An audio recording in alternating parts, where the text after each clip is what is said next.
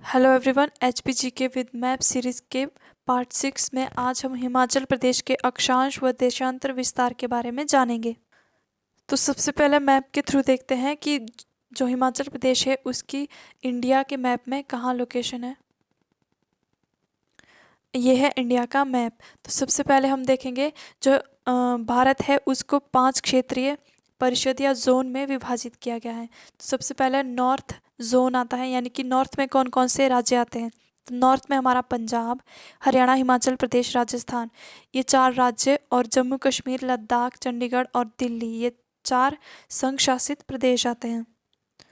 अगला है east zone या पूर्व में कौन कौन से राज्य आते हैं। तो पूर्व में हमारे बिहार, पश्चिम बंगाल, उड़ीसा, झारखंड, असम, सिक्किम, मणिपुर, त्रिपुरा, मेघालय, नागालैंड और अरुणाचल प्रदेश तथा मिजोरम आते हैं। उसके बाद साउथ में जो हमारे राज्य आते हैं, तो साउथ जोन में हमारे आंध्र प्रदेश, तेलंगाना, केरल, कर्नाटक एवं तमिलनाडु तथा पौंडीचेरी राज्य क्षेत्र आते हैं। उसके बाद पश्चिम में जो हमारे राज्य आते हैं, पश्चिम में आ जाते हैं गुजरात, महाराष्ट्र, गोवा, दमन दीव, दादर नगर हवेली संघ राज्य क्षेत्र जो है ये पश्चिम में आते हैं। और मध्य क्षेत्रीय परिषद में यानी कि मिडल में जो हमारे राज्य आते हैं वो कौन कौन से हैं, वो है उत्तर प्रदेश, मध्य प्रदेश, उत्तराखंड और छत्तीसगढ़। तो ये है नॉर्थ में हमारा जो हिमाचल प्रदेश है, ये हमारा उत्तरी भाग में आता है। भारत के उत्तरी राज्य है हिमाचल प्रदेश। ये है हिमाचल प्रदेश का मैप। तो इसमें हम डायरेक्शन देखते हैं। नॉर्थ में हमारे चंबा और लाहौल स्पीति आते हैं, साउथ में सिरमौर, ईस्ट में किन्नौर और वेस्ट में कांगड़ा जाता है। उसके अलावा ऊना, बिलासपुर और सोलन ये कैसे हैं, ये पश्चिमी दक्षिणी डिस्ट्रिक्ट है हिमाचल प्रदेश के, और शिमला जो है वो साउथ ईस्ट डिस्ट्रिक्ट है। तो सबसे पहले हम जानते हैं अक्षांश रेखाओं के बारे में कि कौन सी रेखाएं होती है। इनको लैटिट्यूड भी कहते हैं। तो ये क्या होती है, ग्लोब पर पश्चिम से पूर्व की ओर खींची गई काल्पनिक रेखाएं होती हैं। ठीक है, इस तरह से खींची गई लाइन है ये पश्चिम से पूर्व की ओर। तो ये भूमध्य रेखा पृथ्वी को 2 समान भागों में बांट रही है। तो ऊपर वाला जो पार्ट है उसको उत्तरी गोलार्ध नाम दिया गया, और जो नीचे वाला साउथ साइड जो पार्ट है उसको दक्षिणी गोलार्ध नाम दिया गया। तो इनकी जो कुल संख्या है वो 181 है। 181 कुल रेखाएं खींची गई है पूरे ग्लोब पे या पूरे विश्व मानचित्र पे खींची गई है। और एक अक्षांश की जो दूरी है वो 111 किलोमीटर है। यानी कि जो भूमध्य रेखा से अगर हम एक अक्षांश की दूरी तय करते हैं तो हम कितना किलोमीटर जाएंगे, 111 किलोमीटर तय करना पड़ेगा हमें एक अक्षांश की दूरी के लिए। तो अक्षांश रेखाओं का प्रयोग दूरी के लिए किया जाता है कि भूमध्य रेखा से कोई देश कितना दूर है। तो ये कहाँ से पता चलता है, हमें अक्षांश रेखाओं से पता चलता है। तो इस तरह से जो अक्षांश रेखा है वो कितनी है, 181 लाइनें जो है कुल खींची गई है पूरे विश्व मानचित्र में। तो अब हम कुछ महत्वपूर्ण लाइंस देखते हैं कि कौन कौन सी है जिनका हमें नाम याद रखना पड़ेगा। तो सबसे पहले है भूमध्य रेखा। इसको विषुवत रेखा या इक्वेटर भी कहते हैं। तो ये क्या करती है, पृथ्वी को 2 समान भागों में विभाजित करती है। ठीक है, उत्तरी गोलार्ध और दक्षिणी गोलार्ध में। फिर कर्क रेखा, ट्रॉपिक ऑफ कैंसर भी इसको बोलते हैं। तो ये क्या है, पृथ्वी में जो भूमध्य रेखा खींची गई है उससे 23.5 डिग्री पे खींची गई एक काल्पनिक रेखा है कर्क रेखा, ये और ये भारत के बीचों बीच से गुजरती है। फिर उसके बाद है मकर रेखा। ये दक्षिणी गोलार्ध में 23.5 डिग्री पर खींची गई एक काल्पनिक रेखा है। उसके बाद आर्कटिक रेखा है, ये उत्तरी गोलार्ध पे खींची गई 66.5 डिग्री पे खींची गई रेखा है। उसके बाद अंटार्कटिक रेखा आ जाती है, ये भी 66.5 डिग्री दक्षिणी गोलार्ध पे खींची गई एक काल्पनिक रेखा है। तो आइए अब हम थोड़ा डिटेल से इसको समझते हैं। सबसे पहले देखते हैं भूमध्य रेखा। ठीक है, तो ये जो लाइन जाती है पृथ्वी को 2 समान भागों में बांट रही है। इसको इक्वेटर भी कहते हैं, विषुवत रेखा भी कहते हैं।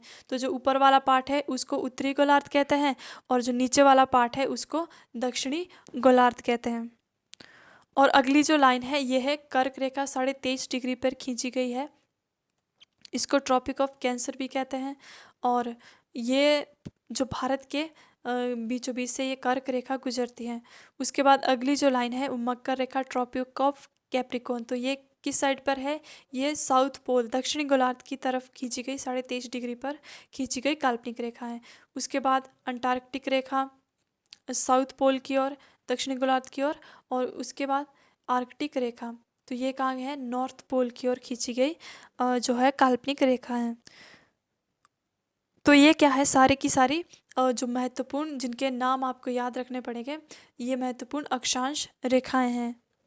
और अक्षांश रेखाओं का प्रयोग किस लिए किया जाता है, दूरी के लिए, कि इक्वेटर से किस क्षेत्र किस देश की दूरी कितनी है, तो इसके लिए क्या है 181 जो है अक्षांश रेखाएं पूरे विश्व मानचित्र पर खींची गई है। तो अब हम देखते हैं, यह है हिमाचल प्रदेश का मैप। अब हम हिमाचल प्रदेश का जो है अक्षांशीय विस्तार देखते हैं। तो अक्षांशीय विस्तार कहाँ से होगा, किस तरह से होगा, इस तरह से होगा, पश्चिम से पूर्व की ओर जो है ये लाइनें जाएगी। और जो हिमाचल प्रदेश का अक्षांशीय विस्तार है वो 30 डिग्री 22 मिनट 40 से लेके 33 डिग्री 12 मिनट 40 तक है। ठीक है, तो ये किस तरह से पश्चिम से पूर्व की ओर जो है ये लाइन जा रही है। तो ये जो इन लाइन के बीच में जो क्षेत्र आ रहा है वो क्या है, अक्षांश के बीच में आ रहा है। ठीक है, तो ये हिमाचल प्रदेश का उत्तरी अक्षांश विस्तार है। अब हम देखते हैं देशांतर रेखाएं। तो देशांतर रेखाएं कौन सी होती है, जो उत्तरी ध्रुव या उत्तरी गोलार्ध को दक्षिण गोलार्ध से मिलाती है, और ये भी कैसी है, काल्पनिक रेखाएं। ठीक है, तो ये क्या है, उत्तर से दक्षिण की ओर खींची गई काल्पनिक रेखाएं। अभी हमने अक्षांश रेखाएं देखी थी, तो वो कैसी थी, पश्चिम से पूर्व की ओर खींची गई थी। और अक्षांश रेखाओं से हमें क्या पता चलता है, अक्षांश रेखाओं से हमें दूरी का पता है कि भूमध्य रेखा से कौन सा क्षेत्र या कौन सा देश कितना दूर है। और देशांतर रेखाओं का प्रयोग किया जाता है समय के लिए, कि कौन से देश में अभी कौन क्या समय हुआ है। तो इसके लिए क्या है, हम देशांतर रेखाओं का प्रयोग किया गया है ग्लोब पे। देशांतर रेखाओं की जो कुल संख्या है 360 है, और उसी तरह से अक्षांश रेखाओं का कितने था, 181 संख्या थी। पृथ्वी 24 घंटे में 360 देशांतर घूमती है, और ये एक चक्कर पूरा करती है। पृथ्वी 360 जो कुल देशांतर है वो 24 घंटे में पूरा करती है। और भूमध्य रेखा पर जो देशांतर रेखाओं की दूरी है वो सर्वाधिक होती है 111 किलोमीटर। और उसी तरह से जो ध्रुव या जो पोल होते हैं, जैसे उत्तरी ध्रुव है, दक्षिणी ध्रुव है, तो वहाँ पर क्या है, 0 किलोमीटर इसकी दूरी है। तो अब हम ग्लोब में देखते हैं कि अक्षांश रेखाएं कौन सी है और देशांतर रेखाएं कौन सी है। तो ये है अक्षांश रेखा, जो कि पश्चिम से पूर्व की ओर खींची गई क्या है, काल्पनिक रेखा है।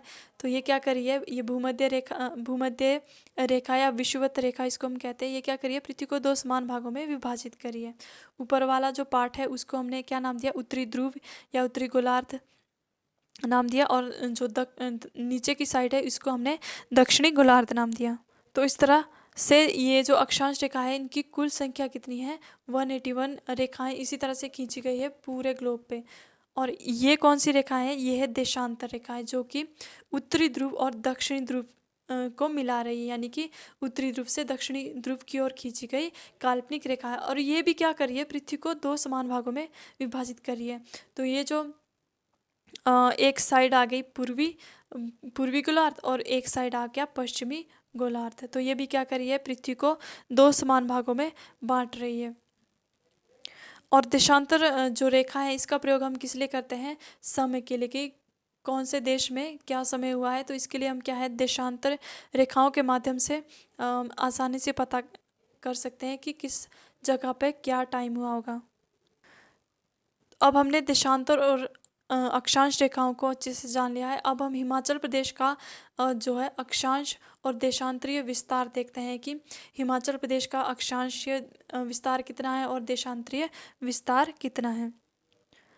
उत्तरी अक्षांश विस्तार जो है हिमाचल प्रदेश का वो कितना है, यानी अक्षांश विस्तार आप देखो, ये हम लास्ट में समझेंगे ये उत्तरी अक्षांश क्यों कहा गया इसको, और पूर्वी देशांतर क्यों कहा गया है। अभी फिलहाल अक्षांश विस्तार देखते हैं, 30 डिग्री 22 से मिनट से 40 से 33 डिग्री 12 मिनट 40 तक जो है इसका अक्षांशीय विस्तार है। और देशांतरीय विस्तार जो है वो 75 डिग्री 45 मिनट 55 से 79 डिग्री 4 मिनट 20 तक है। ये कैसा है, देशांतरीय विस्तार है। तो अभी हम आगे इसको डिटेल से समझेंगे। और हिमाचल प्रदेश की सीमाओं की कुल लंबाई कितनी है, 1170 किलोमीटर।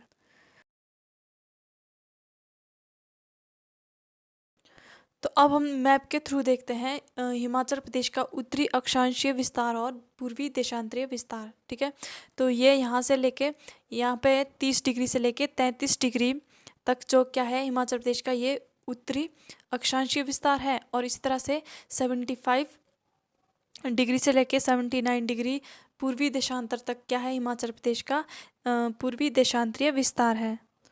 तो अब हम मैप में देखते हैं यहाँ पे कितना था, 30 डिग्री से लेके 33 डिग्री, ये क्या है उत्तरी अक्षांशीय विस्तार। और इसी तरह से 75 डिग्री से लेके 79 डिग्री तक क्या ये पूर्वी देशांतरीय विस्तार।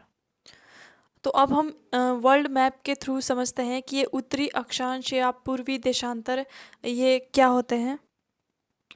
तो ये क्या है, इक्वेटर लाइन है जो क्या कर रही है, पृथ्वी को 2 समान भागों में विभाजित करी है। तो ये ऊपर वाला पार्ट क्या कहलाएगा, उत्तरी गोलार्ध कहलाएगा, और नीचे वाला पार्ट दक्षिणी गोलार्ध कहलाएगा। तो अब इंडिया की लोकेशन देखते हैं। तो इंडिया की जो लोकेशन है वो कहाँ पर है, उत्तरी गोलार्ध में है।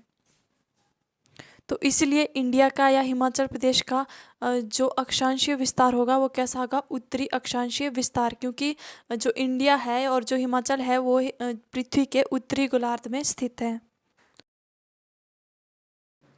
अभी हमने क्या देखा, अभी हमने उत्तरी अक्षांशीय विस्तार देखा भारत का। अब हम क्या देखते हैं, पूर्वी देशांतरीय विस्तार। तो ये जो लाइन आ रही है ये क्या कर रही है, जिस तरह से भूमध्य रेखा इक्वेटर पृथ्वी को 2 समान भागों में बांट रही थी, उसी तरह से ये जो 0 डिग्री लाइन है ये भी क्या करती है, पृथ्वी को 2 समान भागों में विभाजित करती है। तो वो कौन कौन से हैं, एक पूर्वी गोलार्ध है और एक है पश्चिमी गोलार्ध। तो अगर हिमाचल प्रदेश की या इंडिया की हम लोकेशन की बात करें तो अब वो क्या आ रहा है, देशांतर के हिसाब से वो किस देशांतर में आ रहा है, वो पूर्वी देशांतर में आ रहा है। क्योंकि ये जितनी भी लाइंस आ रही है ऊपर से नीचे तक पूर्वी देशांतर वाली, तो ये क्या करिए इंडिया से होते हुए भी आ रही है। और इसलिए क्या है हम पूर्वी देशांतर टर्म यूज़ करते हैं जब भी हम भारत का या हिमाचल प्रदेश का जो है अक्षांशीय और देशांतरीय विस्तार देखते हैं। तो क्या आता है, उत्तरी अक्षांश और पूर्वी देशांतरीय विस्तार आता है। तो इसीलिए आता है ये, क्योंकि अगर इंडिया की लोकेशन दक्षिणी गोलार्ध में होती तो हम इसको फिर दक्षिणी अक्षांश रेखा बोलते और फिर क्या बोलते, पूर्वी देशांतर रेखा बोलते। तो क्योंकि जब इंडिया की लोकेशन जो है वो कहाँ पर है, उत्तरी गोलार्ध में है, तो इसलिए इसका जो अक्षांश भी होगा वो कैसा होगा, उत्तरी अक्षांश होगा। और इसी तरह से जो इसका देशांतर होगा वो किस साइड होगा, वो पूर्व दिशा की साइड होगा, इसलिए पूर्वी देशांतर कहते हैं और उत्तरी अक्षांश कहा जाता है। Thanks for watching the video. अगर आपको वीडियो अच्छी लगी तो प्लीज़ लाइक करें, शेयर करें और चैनल को सब्सक्राइब करें।